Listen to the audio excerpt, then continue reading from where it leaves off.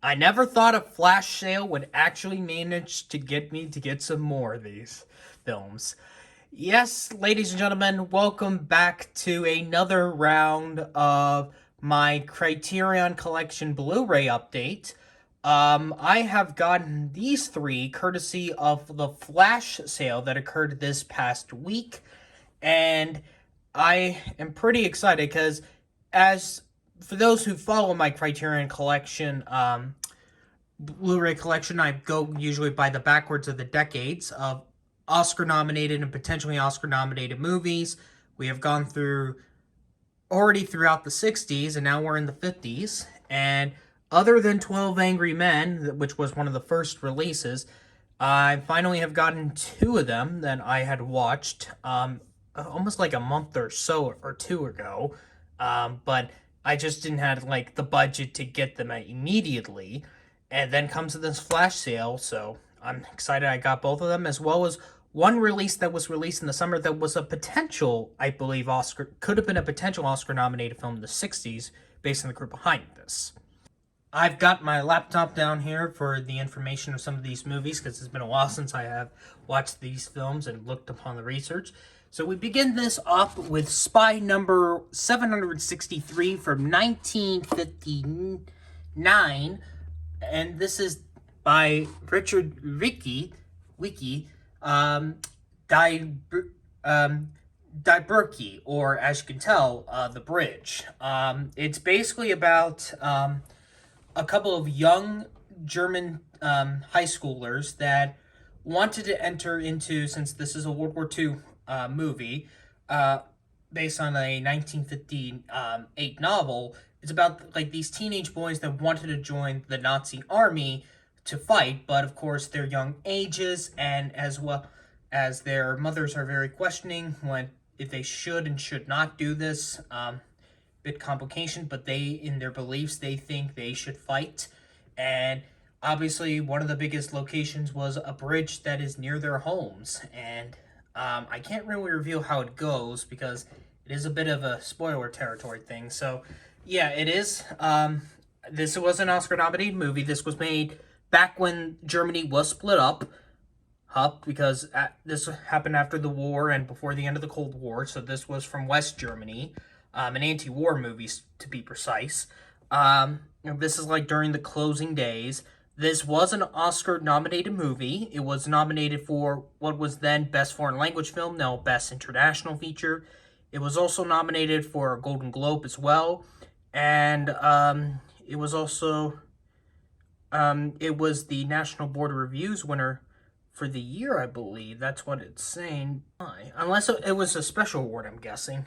But it also did one of the National Board of Review. It didn't win the Oscar, though, losing to the French film Black Orpheus, which I did watch.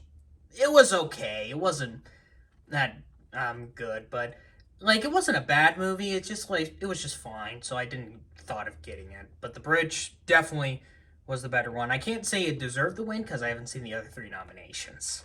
Now here in the center is actually one of the new releases that was released back in the summer, Spy number 1182 from 1963 by Joseph Losely, written by Harold Pinter, The Servant, starring Dark Gregorius, Samuel Miles, Wendy Craig, and James Fox. It could have been a potential Oscar-nominated movie because Joseph Losely was later known for making the film, I believe, an 80s film called The Go-Between, and he was nominated for a BAFTA for that. So a filmmaker that had a couple potential Oscar candidacies. I think this was in New York's Critics' Top 10 of the year. I believe it was Golden Lion in Venice. I just had to charge my laptop, so I don't have information with me. But it is a very interesting story how this goes about two servants with working, well, a specific servant that has a massive secret going on, while the main owner of the house with his, I believe, wife. It's once again, it's been a while. I haven't seen this since like when this was announced, so I'm a bit rusty here, but it is really intense. I can't really go into it. It's not sexually, I would say, but it is an intense I would say, kind of like a romantic thriller, I would say.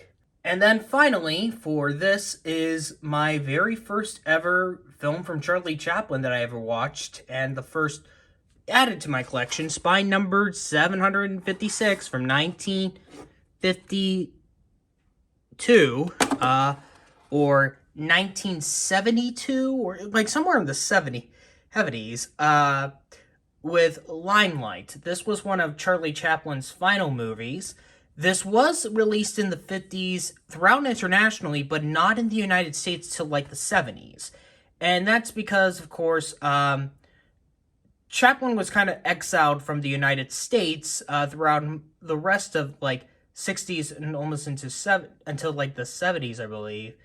Yeah, this was a 20-year-old film, so yeah, because the thing is, this won an Oscar for Best Original Score 20 years after its original release, because with Chaplin being exiled from the United States because of his, what the U.S. government thinks is a potential, like some people think that Chaplin was potentially a communist.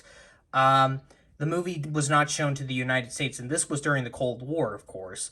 And then it got released 2 years later. Chaplin had already passed away, and he won his first and only competitive Oscar win in the score category with two others. This was a really good start for me, because you would think I would have gone with like one of his classics like City Lights or The Kid or The Circus. But no, it's one, or The Great Dictator, but this is one of his last movies, and this was really, really heartwarming. It's kind of like old acts trying to get back into like popularity things. It's kind of like, if you've seen the 2010 Chilmet film The Illusionist, it's kind of like that. Because Chaplin used to be like a clown like character, but now he's kind of losing a little bit of momentum.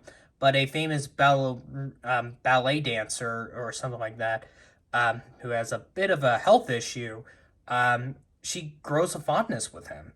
I know it's a bit odd because of that old man, young woman relationship status. Not something that I don't want to go into, but it worked well because of how well the performances from Chaplin.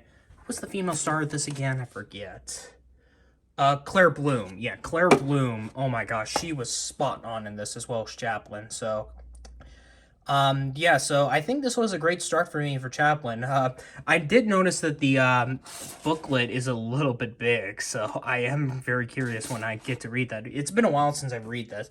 Only thing is just right now the top of my case has a bit of a crack. It's not as worse as The Man Called Otto Blu-ray, but at least it's better.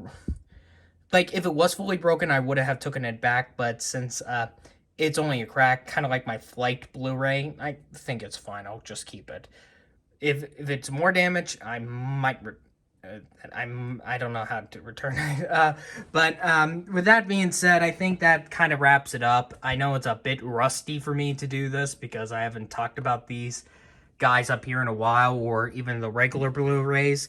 I had made an update of the community post about regarding the regular Blu-rays. If you have seen it, looks like I'm a little bit nervous about that. But yeah, Amazon is kind of now my high priority for these. But Criterion is still lasting on, and even with their new announcements, it's still excited. Now, I know it's kind of odd because I know The Others is about to be released, and I already have it in the wish list. But the thing is, pre-orders are not allowed.